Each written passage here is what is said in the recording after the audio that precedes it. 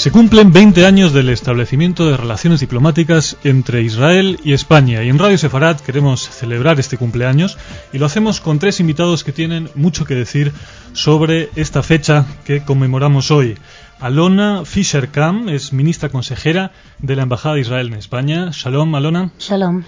También está con nosotros José Antonio Lisbona, que es autor del libro España-Israel, Historia de unas relaciones secretas. Bienvenido, José Antonio. Muchas gracias. Y Jacobo Israel Garzón, que es presidente de la Federación de Comunidades Judías de España y de la Comunidad Judía de Madrid. El último país de Europa Occidental que establece relaciones diplomáticas con Israel es España. Quizás podríamos primero intentar responder a esta pregunta, ¿por qué tan tarde? Yo creo que alguien dijo que eran unas relaciones asimétricas, quiere decir que cuando uno quería, otro no, el otro no, y así sucesivamente. Y en realidad en la historia de las relaciones de España e Israel, es verdad que hubo un momento, alrededor del año 48, que España sí deseaba el reconocimiento de Israel porque le interesaba políticamente en el momento del debate en las Naciones Unidas. Y hubo otro momento, ya pasado los años 56, 57, en que a Israel sí le interesaba el reconocimiento de España, pero esto no se dio sino 20 años después. Sí, muy bien ha dicho Jacobo. Yo creo que la historia de estos 58 años, 20 años de relaciones y 38 no de relaciones, se concretan en dientes de sierra, unas relaciones que efectivamente en el año 48, cuando el establecimiento del Estado de Israel solicita su reconocimiento por todos los estados del mundo, salvo dos países, la Alemania nazi y la España de Franco, al cual consideraba que efectivamente había sido colaborador de la Segunda Guerra Mundial. Y la verdad, si uno estudia el Estado de Israel del 48 y estudia la España de Franco del 48, la verdad es que no tenían nada en común. Efectivamente, como ha dicho Jacobo, hubo una primera petición española para que hubiera un intercambio de relaciones al principio, el año 49, que no se llevó a cabo, y a partir de ese momento se encontraban con dos mundos muy distintos. Israel nacía del movimiento socialista, cuyos líderes, desde Ben Gurión al Partido Laborista, pasando por cualquier otro partido que estuviera en el gobierno, tenían unos ideales progresistas, mientras en España era una dictadura de Franco. A partir de ahí, esa relación está hasta el 53-55, y cuando en Israel se desean las relaciones, España ya había fomentado, aunque sea un poco de mito, pero ya había fomentado lo que se llamó la tradicional amistad hispano-árabe, que imposibilitó posteriormente un establecimiento hasta que se encontró una ventana en el escenario tardía para solventar esa anomalía histórica. ¿Cuál fue el papel de las comunidades judías entonces, de los judíos españoles, los pocos que vivían en España, pero sobre todo los que estaban en el Marruecos español, Jacobo? No, yo creo que hubo dos elementos clave. Yo creo que los elementos donde la comunidad judía que estaba bajo la soberanía española, que eran en el momento de las relaciones del establecimiento del Estado de Israel, era la pequeña comunidad española y las comunidades del norte del protectorado, y en el momento de las relaciones ya era la comunidad judía española, porque en el protectorado había dejado de existir 30 años, exactamente 30 años atrás, vamos a decir. El papel de la comunidad judía fue muy curioso, porque el gobierno de Franco se enfrentó con esta negativa del gobierno israelí en base a su relación con el gobierno de Hitler y con los movimientos nazifascistas de Europa, y entonces propició un documento que fue un documento muy, muy difundido en todas las embajadas sobre la labor de salvación de España, que España había realizado sobre los judíos. Un documento muy bien, yo lo he analizado, un documento muy bien elaborado, donde en realidad están tergiversado gran parte de las acciones, que son acciones particulares y pasadas digamos, a ser acciones gubernamentales, y donde otras acciones negativas están absolutamente ocultadas, ¿no? Es decir, pero propició este documento, y entonces hubo un hombre que fue presidente de la comunidad judía de Madrid durante muchos años, que fue Ignacio Bauer, que fue un adalid de ese papel de España acerca de salvación de las comunidades judías, y que fue por Israel, fue por Estados Unidos y fue difundiendo, digamos, este mensaje, es decir, este mensaje del apoyo y de la necesidad de establecer relaciones entre España e Israel. Piensa que para la comunidad judía española de entonces, que salía, hay que pensar que salía de una etapa en la que habían sido prohibidas las sinagogas, habían sido prohibidas las comunidades, era muy importante que Israel y España tuvieran relaciones, porque esto es lo que podía asegurar la supervivencia en una España monolítica desde el punto de vista religioso. Y luego otro papel diferente es el papel de, bueno, en ese papel, digamos, tanto las comunidades judías españolas como las del protectorado propiciaron la misma labor, la labor necesaria de entendimiento, aunque eso pasara sobre el ocultamiento de determinados hechos históricos o sobre la tergiversación de determinados hechos históricos. Y luego está, ya en los años 80, el papel de la comunidad judía española propiciando, eso sí, con un carácter mucho más abierto, el hecho de las relaciones, y propiciando la importancia que esas relaciones podía tener en el nuevo marco democrático español. Y yo creo que ese ha sido el papel de la comunidad, que nunca ha sido un papel muy grande, porque es una comunidad relativamente pequeña, pero que no por ser pequeña ha dejado de tener su influencia en un aspecto moral importante dentro de la sociedad española. Bueno, desde la muerte de Franco en el 75 hasta el establecimiento de relaciones diplomáticas pasan 11 años. ¿Qué ocurre en esos 11 años? Que realmente son muchos, si uno piensa que esas relaciones se debían haber establecido antes para muchos, ¿no? Pues sí, la verdad es que sorprendentemente, como después de la muerte del dictador, para muchos, una vez que se hace la normalización diplomática, en el sentido de que se establecen relaciones diplomáticas con todos aquellos enemigos de la antigua España, llámese los países del este, llámese México, entonces quedaba el último país, que era Israel. Si uno analiza la política exterior española entre el 75 y el 86, la verdad es que en aquel momento ya no solamente la tradicional amistad hispano-árabe, sino a los gobiernos de entonces, actitudes y situaciones de política interior no querían que se organizaran y fomentaran hechos de política exterior. Me refiero,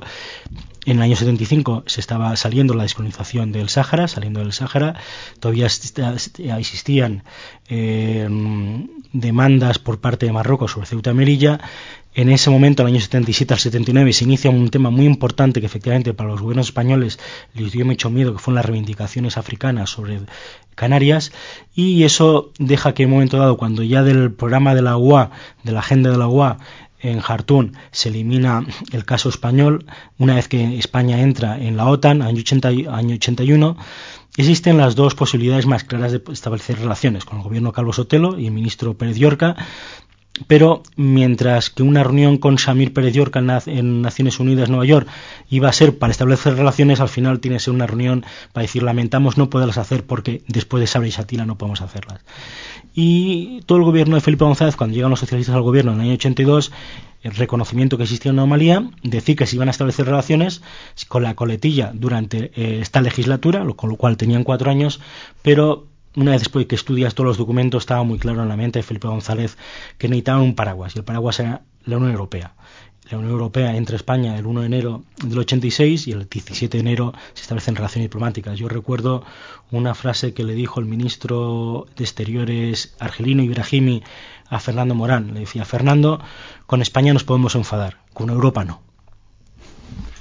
Yo creo ahí también que hay un fenómeno, yo lo he explicado perfectamente justo en Lisboa, yo creo que hay un fenómeno importante, porque en este tema se ha hablado mucho del lobby judío, pero en realidad el lobby que tiene verdadero éxito no es el lobby judío, es el lobby árabe, es decir, no nos engañemos, es decir, lo que tiene importancia en todos los años anteriores del franquismo, y sobre todo entre la muerte de Franco y el reconocimiento de España, del Estado de Israel, es que realmente la verdadera anomalía es que el último Estado que se reconozca a Israel, años después de haberse relacionado con Mongolia Exterior y con todos los países con los que se habían tenido, no habían tenido relaciones históricas. Y yo creo que esto se debe a dos cosas: uno al lobby árabe, a la influencia enorme del lobby árabe, y otro al temor al temor que las autoridades españolas tienen sobre lo que puede ocurrir en Marruecos o incluso sobre atentados terroristas, de introducción de atentados terroristas en España. Y yo creo también que hay un tercer factor que es muy importante, que es que el periodo franquista generó en el Ministerio de Asuntos Exteriores unos estereotipos muy importantes, entre ellos la tradicional amistad hispano-árabe, que no se sabe si es una amistad política, si es una amistad de los pueblos, o como la Alianza de las Civilizaciones, o algo parecido, pero que esto ha permanecido, es decir, permaneció después de la muerte de Franco, y yo creo que todavía permanece en muchos los antiguos estereotipos marcados por la política exterior del franquismo. Había muchos departamentos, no solo exteriores, presidencia de gobierno, jefatura de Estado, que no eran unos entusiastas por parte de las relaciones, y como muy bien ha dicho Jacobo, sí habría que decir sorprendentemente que cuando hablábamos de lobby árabe era mucho más importante, y sorprendentemente no era el lobby árabe radical, sino el lobby árabe moderado, es decir, influían más ciertos príncipes saudíes o cierto rey jordano que cualquier declaración de Siria o de la Liga Árabe. Creo que es en tu libro donde mencionas que si hay un embajador árabe que se entrevista con un representante del gobierno español, creo que fue de la UCD, que le dice a este representante si está dispuesto a cambiar un voto favorable para España de Israel y perder 20 votos árabes, ¿no? Esa es un poco la presión que ahí se establece. Alona, queríamos preguntarte también a ti cómo se ha visto desde Israel el establecimiento de las relaciones diplomáticas, qué esperaba Israel de esta relación y qué significó, cómo se vivió en Israel hace 20 años ese momento y qué significa ese vínculo. Bueno, creo que el establecimiento de relaciones diplomáticas entre España e Israel no es cualquier establecimiento de relaciones. España tiene una imagen muy especial en Israel, está en el corazón de toda la comunidad de origen sefaradí. La historia de la comunidad judía en España está conocida, está estudiada, aprendida en todas las universidades, las escuelas, y personalidades sefaradíes son comunes para la tradición en Israel y la tradición aquí en España. O sea, España no es cualquier país, y cuando uno tiene que analizar las relaciones diplomáticas, las relaciones entre España e Israel, no tiene que mirar solamente en este nivel político, que es muy importante, sino mucho más allá de eso, de toda la cultura, de toda la tradición judía aquí en España, que está en el corazón de cada uno de nosotros. El conocimiento del idioma ladino judeo-español en Israel por una gran parte de la comunidad, y sobre todo hace 20 años, mucho más que hoy día. O sea, creo que realmente la sociedad israelí vivía este evento, no solamente leyó en los diarios, sino vivía en ese como una experiencia única, y en muchos casos también individual, de muchos de los israelíes. Para la comunidad judía hubo un cambio en España en el año 86. El hecho de que se establecieran esas relaciones diplomáticas cambió la presencia, su posición, el sentimiento de los judíos españoles. Yo no creo que cambiara el sentimiento. Lo que sí cambió realmente es algo que parecía importante, es decir, la defensa de Israel en España durante un tiempo, no la defensa, sino de alguna forma el transmitir a la población española los valores de la sociedad israelí, etcétera, la tomó durante algún tiempo, en aquellos años 80, cuando no existía una embajada, pues la propia comunidad judía. Yo creo que aquí vino pronto un embajador, hubo un protoembajador, que luego fue el primer embajador, que fue Samuel Hadas, que vino como embajador ante la Organización Internacional de Turismo, y que actuaba de embajador, digamos, extraoficial de Israel, y este sí se apoyaba, porque no tenía infraestructuras, etcétera, sobre determinadas personas de la comunidad judía como factores importantes. Yo creo que la normalización de relaciones hizo que el papel de la comunidad judía fuera como el papel de la comunidad judía en otros lugares, pues mucho más tendente a sus temas internos como comunidad y minoría religiosa. ¿Pero hubo una normalización de lo judío en España? No, la normalización de lo judío en España, yo creo que en primer lugar, no sé si nunca se llegará a conseguir totalmente, o si ya se ha conseguido todo lo más que se podía conseguir. Yo creo que la normalización de los judíos empezó también antes. Yo creo que empezó, en realidad, para ser exactos, la normalización de los judíos en España había empezado, porque es que, claro, hay que remontarse a la historia, había empezado ya con Alfonso XIII y la Primera Guerra Mundial, se rompió con la Guerra Civil y se reanudó allá por los años 67, cuando realmente la comunidad, fundamentalmente la comunidad de la antigua zona de influencia española en Marruecos, una buena parte de esa comunidad pasa a España y estos continúan de alguna forma la vida en España, la vida judía. Yo creo que la ley, lo que se llamó Ley de Libertad Religiosa de la época de Franco, la ley de 1967, ya había de alguna forma normalizado la existencia judía. Lo que es cierto es que la normalización no es tanto una normalización legal como una normalización en el conjunto de la población, y que esto es a lo que me refiero, que a lo mejor no es tan fácil que llegue porque estereotipos almacenados a lo largo de siglos son difíciles de deshacer, y porque también la comunidad es una comunidad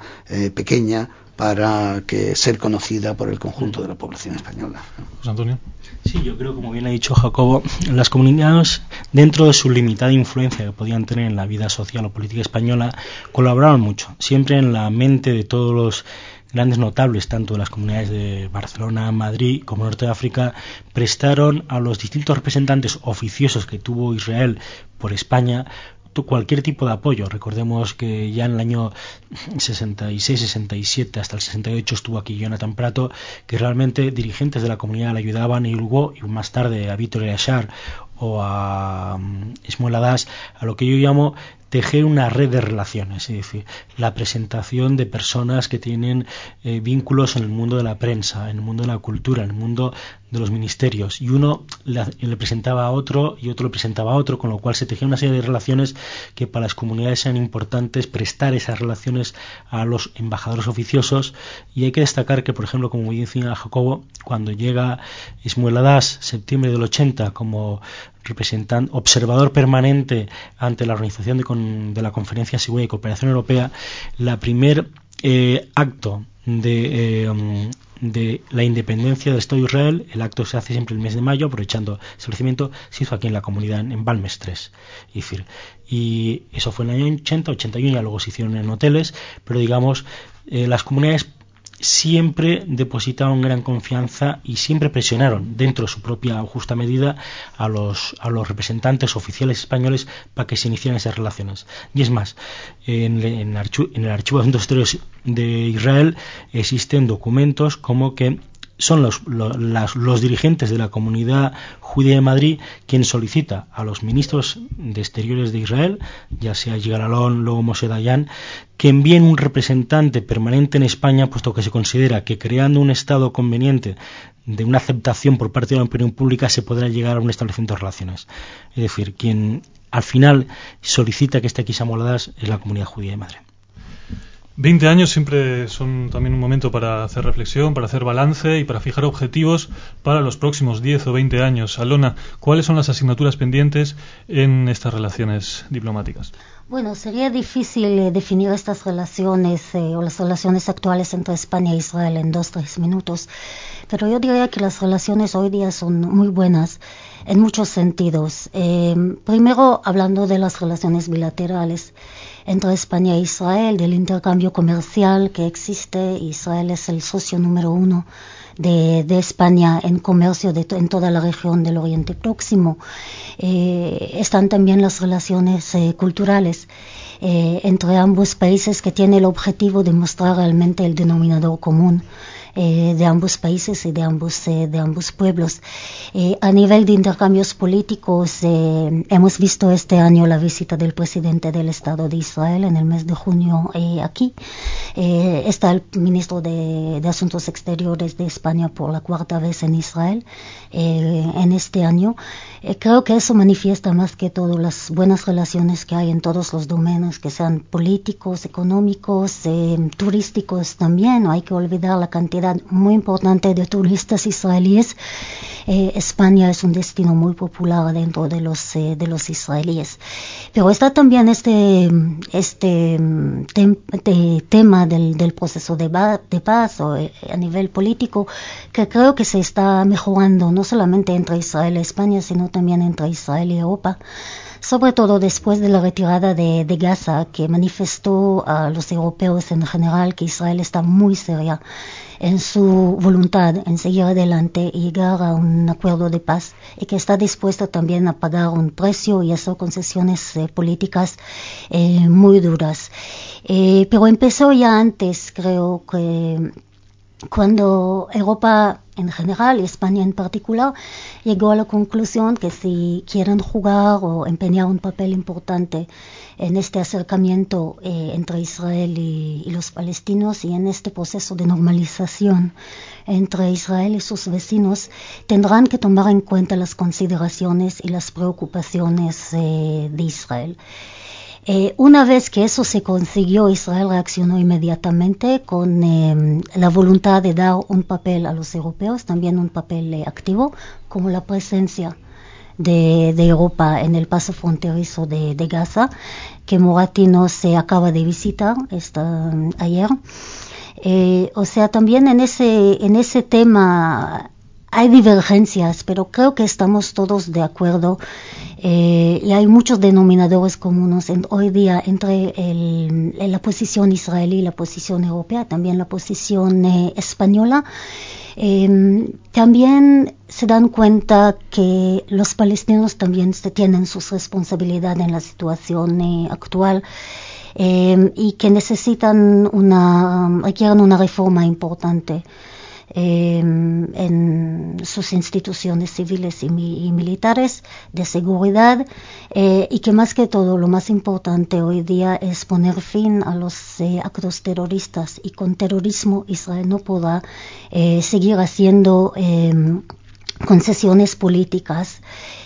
para manifestar realmente su voluntad de seguir adelante con el proceso de paz. Todo esto está en la mesa, en las relaciones entre España e Israel. Lo que nosotros queremos hacer ahora con el 20º aniversario es mostrar, no solamente estrechar los lazos entre los gobiernos, lo que es claro, sino también entre los pueblos, mostrar que hay muchos denominadores comunes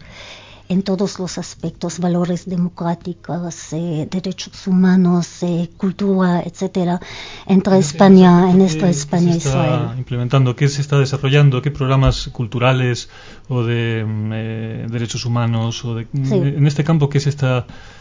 haciendo? Porque lo que generalmente se conoce en España es sobre todo el conflicto y el dilema por su resolución, pero Israel es mucho más que todo eso, y me imagino que en la embajada también tenéis como objetivo el dar a conocer todo lo que es Israel aparte del conflicto, ¿no? Efectivamente, es una sociedad muy multifacética, y la idea nuestra es no solamente mostrar lo que es Israel actual, y creo que falta o hay que hacer mucho en ese sentido, sino también estrechar los lazos para el futuro, o sea, que hayan más contactos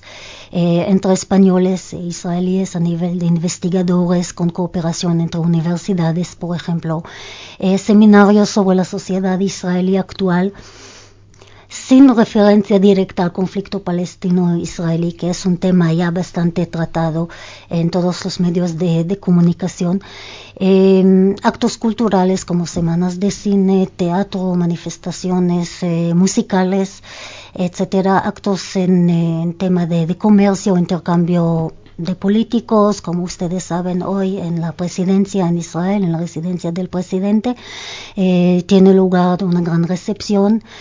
con la presencia de moratinos para el 20º aniversario. O sea, realmente llegar al público español igual que al público israelí, para que sepa la importancia no solamente de 20 años de relaciones diplomáticas, sino también la potencia en futuro de estas relaciones, los denominadores comunes que unen ambas sociedades, y esto es realmente el tema, aprovechar de estas celebraciones para estrechar los lazos en el futuro en todos los niveles. Para terminar, brevemente, Jacobo Israel, José Antonio Lisbona, ¿cuál es vuestro deseo para estos próximos 20 años de relaciones Israel-España? Pues como cogiendo un poco el hilo de lo que ha dicho Alona, yo creo que algo que falta, que las dos sociedades, sobre todo yo diría, que estamos en España, que la sociedad española, la opinión pública española, modifique la percepción de imagen que tiene de lo que es Israel. Yo creo que hay mucho que trabajar, la embajada tiene que trabajar mucho, también la responsabilidad no solamente recae en el Estado de Israel, que tiene que demostrar o tiene que fomentar una serie de actividades para hacerlas acercar a cualquier tipo de opinión pública, sino también yo creo que los gobiernos actuales, los futuros de España, tienen que estar cerca de Israel, es la única democracia. Creo que fomentando la democracia en Israel estamos fomentando también el establecimiento de democracia en otros países de la zona. Entonces yo creo que para mí, mi deseo en los próximos 20 años, es que se modifiquen las percepciones tal vez equivocadas de imagen que se pueda tener de Israel en la opinión pública española. Bueno, mi deseo para los próximos 20 años es, en primer lugar, que veamos un escenario donde haya paz entre Israel y sus vecinos, que para todos es importante. Y en el tema de las relaciones puramente con España, yo creo que los judíos españoles, que somos españoles por un lado, y que por otro lado nos sentimos hermanados con Israel por el lazo judío de pertenencia al pueblo judío, yo creo que para nosotros es muy importante que estas relaciones se incrementen, que la percepción de uno y de otro se eliminen los estereotipos para hacer una verdadera comprensión de las fortalezas y, como ha dicho también Alona, de las cosas que tenemos comunes, que son muchas. Y yo, en definitiva, creo que lo mejor que habría que hacer era brindar por estos próximos 20 años y decirles, pues, como el brindis judío, Lejaim, por la vida y por la vida para ambas sociedades y por el desarrollo de ambos países. Y hasta 120. ¿no? Y hasta 120, eso. Muy bien, Jacobo Israel, José Antonio Lisbona, Alona Fischer-Kahn, gracias por estar hoy con nosotros en Radio Sefarat y celebrar este cumpleaños. Gracias a ti. Gracias. Gracias.